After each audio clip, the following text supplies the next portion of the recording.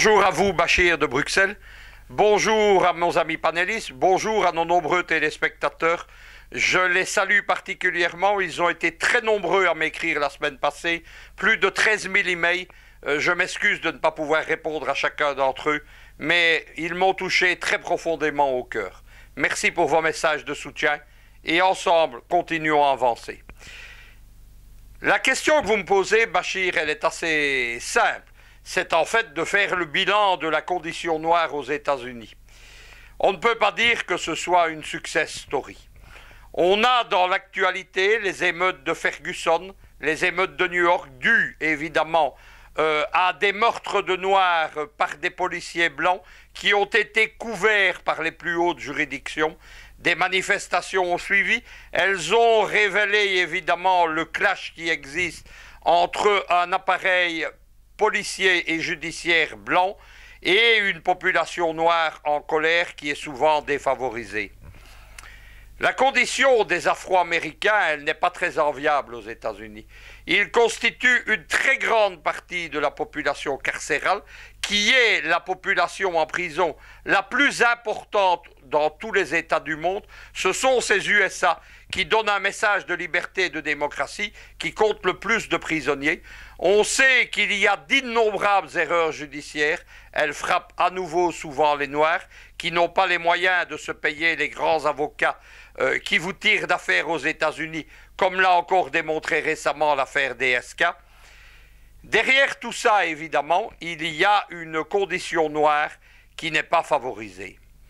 La grande erreur qui a été faite par le mouvement noir aux États-Unis, je parle de Malcolm X ou des Black Panthers, c'est d'avoir posé la question noire purement en termes de question raciale. Mais c'est aussi une question sociale. Et on a vu, à partir de la fin de la ségrégation, à la fin des années 60, une petite bourgeoisie, puis une grande bourgeoisie noire émerger. Celle-ci ne s'est pas jointe à ses frères de couleur, elle a au contraire intégré la grande bourgeoisie blanche, ce qu'on appelle les WASP, les White Anglo-Saxon Protestants.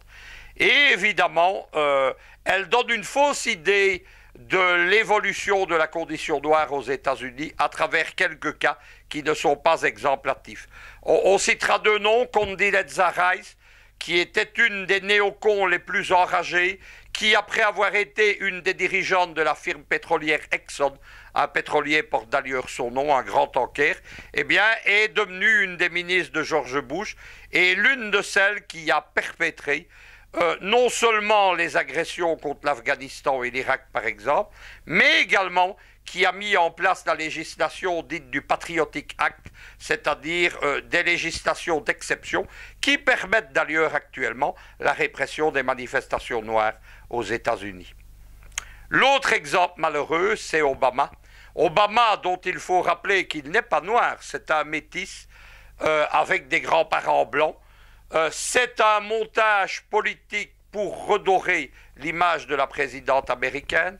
Derrière Obama, il y a des instruments de toujours de l'impérialisme américain, notamment son conseiller géopolitique, Zbigniew Brzezinski, l'auteur du Grand Échiquier, l'homme qui veut démembrer la Russie et la Chine, et George Soros, le financier des révolutions de couleur, mais aussi l'un des plus grands spéculateurs des 25 dernières années. Voilà la réalité. La femme d'Obama, Michelle Obama, elle est bien noire, mais elle appartient à cette grande bourgeoisie dont je parlais. C'est une multimillionnaire dans le domaine des hôpitaux. Voilà la question, évidemment. La seconde chose qu'il faut comprendre, c'est que le racisme imprègne toute la société américaine, et aussi bien les républicains que les démocrates. J'ai entendu sur ce plateau un panéliste expliquait que ce qui se passait, c'était un complot du Parti républicain contre Obama, les démocrates étant les champions de l'antiracisme. C'est totalement inexact. Au contraire, le Parti démocrate a été le parti des États du Sud, c'est-à-dire des États qui ont dû réintégrer la Fédération américaine à la fin de la guerre de sécession, ayant perdu la guerre, contraints et forcés alors qu'ils avaient, lors de la fameuse sécession de 1861, créé la Confédération du Sud. Et le Parti démocrate a était principalement le parti des États sudistes, le parti de la ségrégation, jusque très longtemps, jusqu'aux années 70. Dans les années 60, deux présidents, Kennedy et Johnson, vont s'opposer à cela de façon à récupérer un autre électorat, mais on va voir par exemple le champion de la ségrégation aux États-Unis, le gouverneur de l'Alabama, George Wallace, qui a été 3 fois candidat à l'investiture du Parti démocrate, qui va être régulièrement élu jusqu'aux années 80, eh bien on va voir George Wallace militer pour cette ségrégation au sein du Parti démocrate avec le slogan « Ségrégation aujourd'hui, ségrégation demain, ségrégation toujours ». Voilà pour ceux qui croient que le Parti démocrate ou Obama seraient les champions de l'antiracisme. À partir de ce moment-là, un populisme américain émerge et les héritiers de George Wallace ne vont pas être des démocrates, ça c'est exact, ce va être des politiciens républicains, Ronald Reagan et la famille Bush, par exemple. Derrière tout cela, Bachir, il y a une idéologie que moi j'appelle l'américanisme et qui repose précisément sur la question de la ségrégation, de l'inégalité raciale et de la justification de l'esclavage. Prenons les pères fondateurs de 1776, ceux qui ont écrit la Constitution américaine.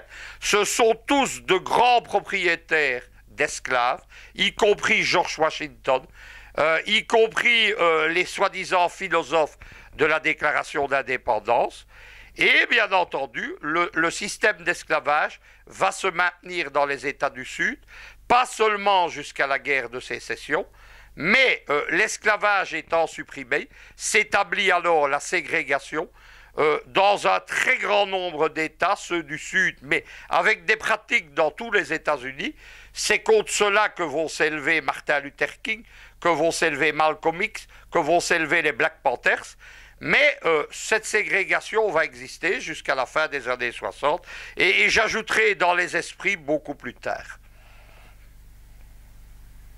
Il y a eu, Bachir, 3 grands systèmes de ségrégation raciale.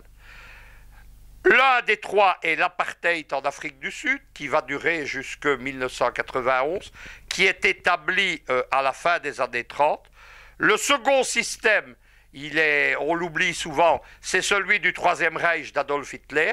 Adolf Hitler, en 1935, proclame ce qu'on appelle les lois raciales de Nuremberg. C'est l'apartheid, mais entre juifs et allemands, puisqu'il n'y a quasiment pas de noirs. Il y a quelques métis en Allemagne qui vont d'ailleurs être exterminés, euthanasiés, assassinés par les nazis. Et donc, les lois de Nuremberg vont d'ailleurs inspirer l'apartheid sud-africain. Mais derrière tout ça, le grand inspirateur, c'est le système de ségrégation américaine. Adolf Hitler n'a jamais, jusqu'au milieu de la guerre, caché la sympathie qu'il avait pour le système américain, et beaucoup de politiciens américains n'ont pas caché la sympathie qu'ils avaient pour le Troisième Reich. On notera le grand financier du parti nazi, Ford, celui des voitures évidemment, politicien antisémite, et un des banquiers d'Adolf Hitler, Prescott Bush, c'est l'arrière-grand-père.